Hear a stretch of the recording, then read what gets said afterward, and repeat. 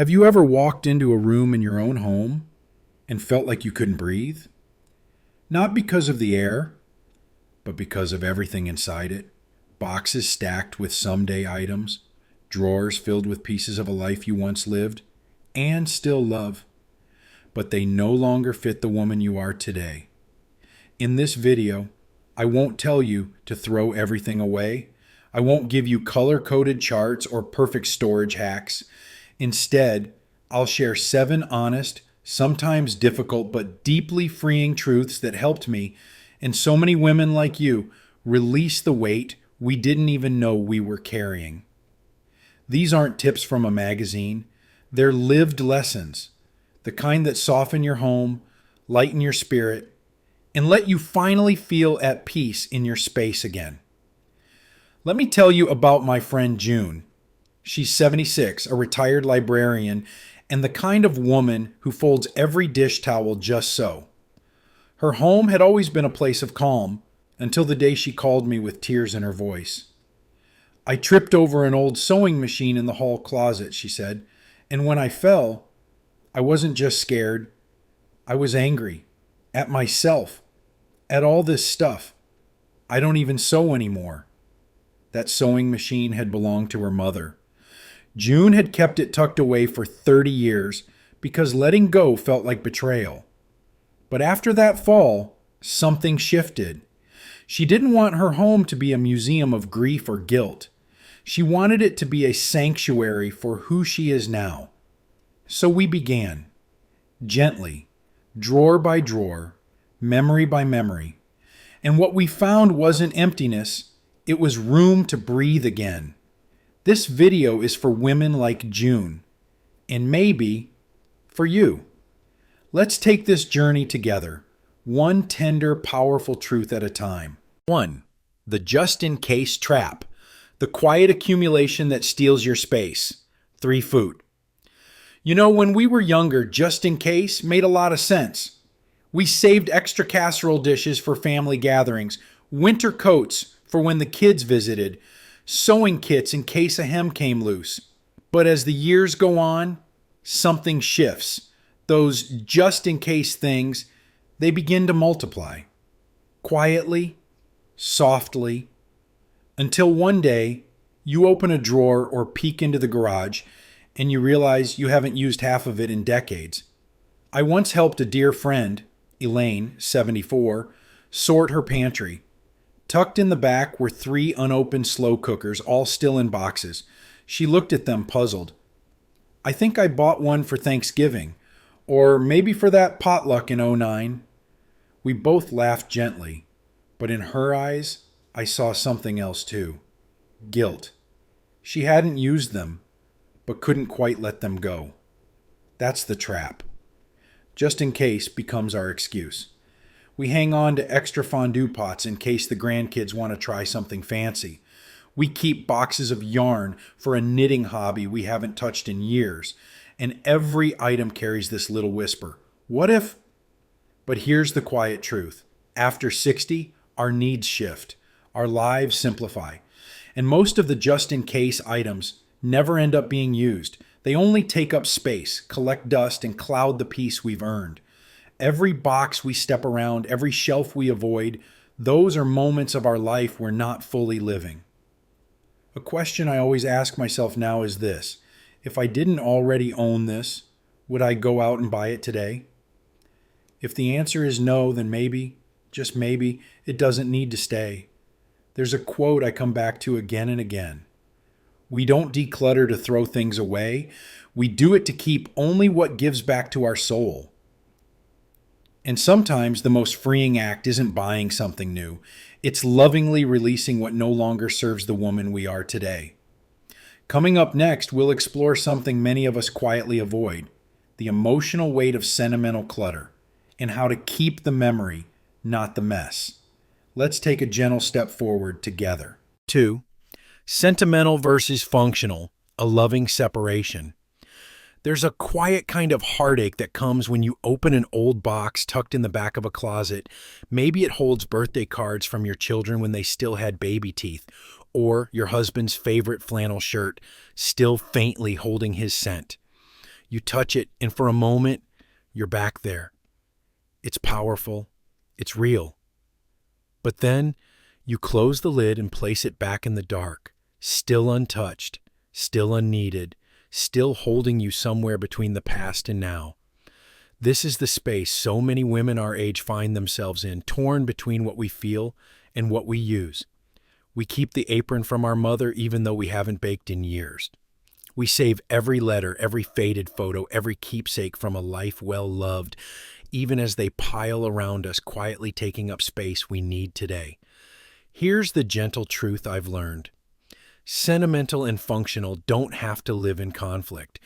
We just need to lovingly separate them, so our homes reflect both our memories and our needs. Let me tell you about Marjorie, an old neighbor of mine.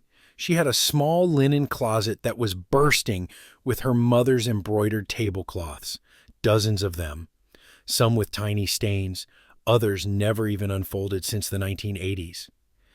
I asked her one day, "When was the last time you used one?" She paused and said softly, "Not since Mother's Day, 2002. So I suggested this: keep two, one for memory, one for use. The rest, let them bless someone else's Sunday table. That small shift changed everything for Marjorie. She framed one cloth in her dining room. The other she now uses whenever her granddaughter visits. And the others, well, they're now out in the world, being used, loved, remembered in a different way. We don't declutter to throw things away. We do it to keep only what gives back to our soul. So the next time you hold something that tugs at your heart, ask this: is this something I want to display, to use, or simply to remember? If it's for memory alone, maybe a photo, a journal entry, or a gentle goodbye is enough. Because letting go doesn't erase the story. It just clears the stage for your next chapter to unfold. And speaking of stages, there's another kind of clutter we carry that's often disguised as responsibility. Let's talk about that next. 3. Safety first. Your home shouldn't hurt you. There comes a moment, quiet, often overlooked, when the home you've loved for decades stops feeling entirely safe. You don't notice it at first. A basket of magazines near the couch, a small stool tucked by the hallway, a throw rug that curls at the corners. Harmless things, right? Until they're not. My friend Ruth, a retired teacher of 68, always kept a charming little plant stand by her front door. It had been there for years. One rainy afternoon, rushing to grab a package, her foot caught the base. She fell. Hard. A fractured wrist, weeks of discomfort, and the slow realization that the very objects she once placed with love were now quietly putting her at risk. This is a conversation few of us want to have, but it's one we must, because after 60, clutter isn't just inconvenient. It can be dangerous. Our homes, our safe places, should never become obstacle courses. So let me offer a loving invitation. Take a slow walk through your space, not as a decorator, but as a protector. Look at your pathways, your doorways, your lighting. Are they clear, sturdy, well lit? Is there a pile near your stairs that hasn't moved in months? A box near your bedside table that catches your foot every morning? One fall. That's all it takes to shift everything: your freedom, your peace, your health. Ruth told me something that stayed with me. I never thought about safety until my body reminded me that I had to. We're not giving up beauty or comfort when we clear the way. We're choosing to stay independent longer, to move with ease, to live with confidence. So maybe that little table in the hallway served its purpose once, but if it no longer supports your safety, it's okay to let it go. We don't declutter to throw things away. We do it to keep only what gives back to our soul. And peace of mind, dear friend, is food for the soul. Coming up next, we'll talk about something even sneakier than clutter: guilt, and how to let go of the weight it places not just on your shelves, but in your heart. 4. You are not your job. It's funny how we carry pieces of our old work life long after we've stopped working. Not just in our memories, but in the very objects that surround us. Boxes of office supplies, stacks of old notebooks, business cards from people we no longer remember, the retirement gifts still wrapped in tissue paper tucked into a drawer. For years, my neighbor Carol kept an entire filing cabinet from her days as a nurse. Patient logs, procedure books, even an old stethoscope she hadn't used in 2 decades. When I asked why she still had it all, she smiled gently and said, "It reminds me of who I was, of how needed I once felt." And that's the quiet truth for many of us, isn't it? Our jobs weren't just jobs. They were part of our identity.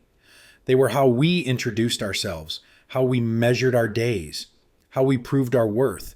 So letting go of the things tied to that role feels like letting go of a part of who we were.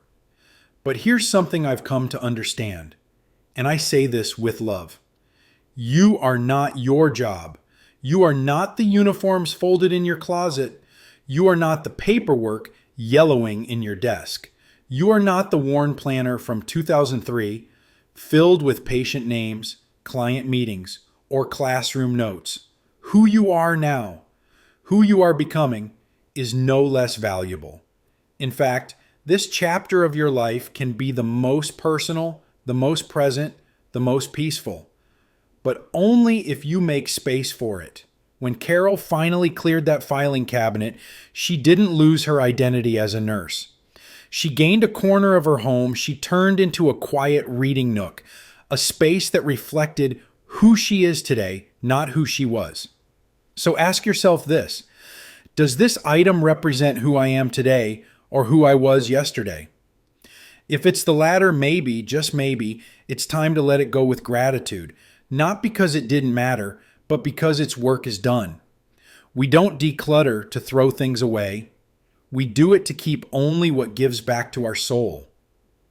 Next, we'll talk about one of the most tender parts of decluttering, what we keep for others and why it may be time to finally let it go. 5. 15 minutes to freedom. Small steps that work. There was a time I'd walk into my laundry room, see the mountain of things piling up, old towels, cleaning bottles half used, random tools I couldn't name, and I'd just turn around and close the door. Too much. I'll deal with it another day, I'd say. And that another day became months. Maybe you've had that same feeling when a single drawer or cluttered shelf feels like a wall you can't climb. But then something simple changed it all for me. A dear friend, wise in the ways I wasn't, looked at my worried face and said, "Don't clean the room, just take 15 minutes. One shelf, one corner, that's it." And I'll tell you, those 15 minutes felt like a lifeline. So that's the heart of this step. You don't need a full weekend. You don't need a grand plan. You just need 15 minutes. Pick one drawer, one stack of magazines, one basket of tangled cords you haven't touched since 2009. Set a timer. No pressure to finish. Just begin.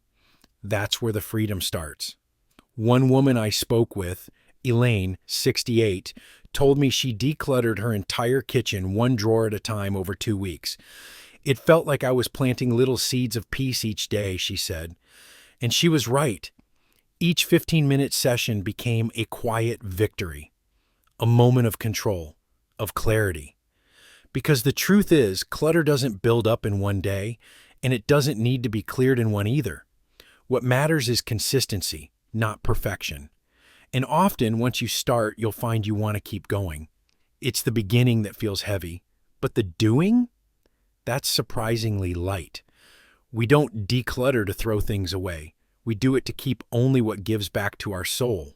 In the next part, we'll explore one of the most delicate truths of all, what we keep for others out of guilt, and how letting go can be the kindest thing we do for ourselves. 6. Letting go of guilt. You owe no one your space. There's a certain kind of box we keep, not because we love what's inside, but because we feel we should. A box of our grown children's school projects, dusty trophies, or baby clothes they don't even remember. Gifts we never used, things we saved just in case they might want them. But years pass, and those boxes sit, untouched, not out of joy, but out of guilt. I once held on to my son's college textbooks for over a decade, not because he needed them, he had long moved on, but because I felt like throwing them away would mean throwing away his effort, his dreams. But one day I asked him, Do you want these? And he smiled kindly and said, Mom, I haven't thought about those in years. That's when I realized it wasn't about him. It was about me not wanting to feel like I'd failed to preserve his memories. But love doesn't live in dusty boxes. It lives in conversations, in dinners shared, in the photos on your mantle, and the laughter in your kitchen. Letting go of these items doesn't mean letting go of your role as a mother or grandmother. It means honoring the space you live in now and the woman you are today. You do not need to be the keeper of everyone else's past, especially when they've moved forward with their lives.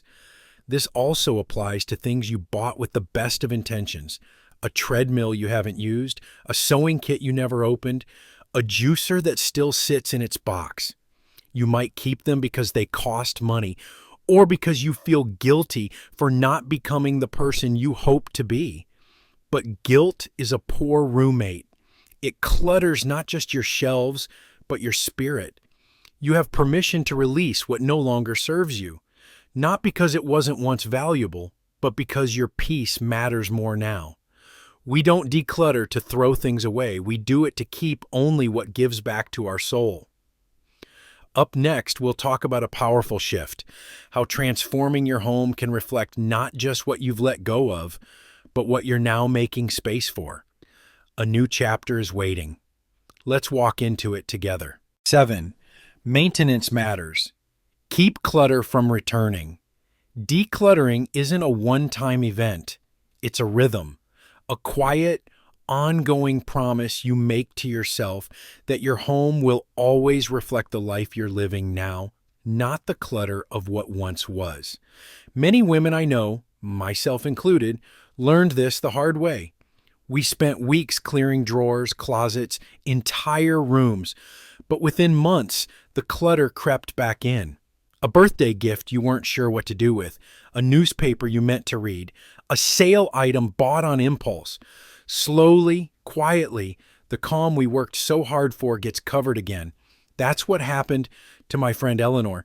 After downsizing her wardrobe and finally being able to see every blouse in her closet, she felt light and free. But 6 months later, the hangers were packed again. I asked her what changed. She sighed and said, I never meant for it to happen. I just didn't notice it coming back. And that's the key. Without attention, clutter will always return. That's why I tell every woman I meet to build a simple maintenance habit, one that fits gently into your week. I call it the Sunday sweep. It's just 10 minutes. You walk through your home, not to clean, not to judge, but to notice. What came in this week that doesn't belong? What's lingering on your counters, crowding your spaces, whispering for your attention? Some women create a consideration shelf, a spot near the door where new things rest for 48 hours before being put away. That small pause creates space to ask, do I really need this? Most times the answer is no. The point isn't perfection, it's presence, awareness, a home that breathes with you and for you. Here's a thought to hold on to. We don't declutter to throw things away. We do it to keep only what gives back to our soul. So be gentle with yourself and be consistent, because maintaining a peaceful space isn't about doing it all at once. It's about choosing again and again to make room for what truly matters. And now, with all that we've uncovered, let's step gently into the closing, a space where we'll reflect on this journey and open the door to what's next. A lighter life, a freer you. There's a quiet kind of courage in deciding to let go, not because you stopped caring, but because you finally realized you're ready to care for yourself differently, more gently, more purposefully. When we were younger, we often measured love by how much we kept.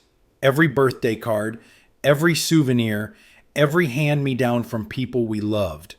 And for a long time, that made sense. We were building a life. Now, in this season, we're not building more. We're tending to what matters most. I once knew a woman named Margaret. She was 74, a retired nurse, and her home was filled to the brim with what ifs. What if her daughter wanted that ceramic lamp someday? What if she needed the third blender again? But the truth was, those what ifs had quietly taken over. Her favorite chair was hidden under a pile of folded quilts. Her dining table hadn't been used in years, not because she didn't want company, but because there was no space for it. One afternoon, Margaret told me, I realized I wasn't keeping things, I was postponing decisions. And that struck me, because for many of us, decluttering isn't about the stuff. It's about facing memories, identity, change. It's about acknowledging that we are no longer who we were at 40 or even 60, and that's okay.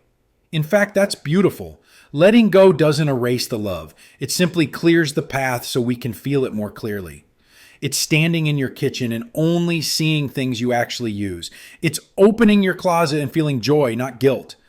It's walking safely through your hallway without tiptoeing around a pile of yesterday. It's finally being able to breathe, not because the room is bigger, but because the weight is lighter. And what a gift that is to yourself, to your family, to the future. So as you move forward, remember this. We don't declutter to throw things away. We do it to keep only what gives back to our soul. Take your time. Be gentle. This isn't a race. It's a quiet revolution starting in your own home, one drawer, one memory, one small step at a time. And if this journey has touched something in you, I'd love to hear it. What's one thing you've let go of recently? Not just physically, but emotionally? Share it in the comments, because your story might be the light someone else needs to start their own. A freer home, a lighter heart. That's not just possible. It's waiting for you right now.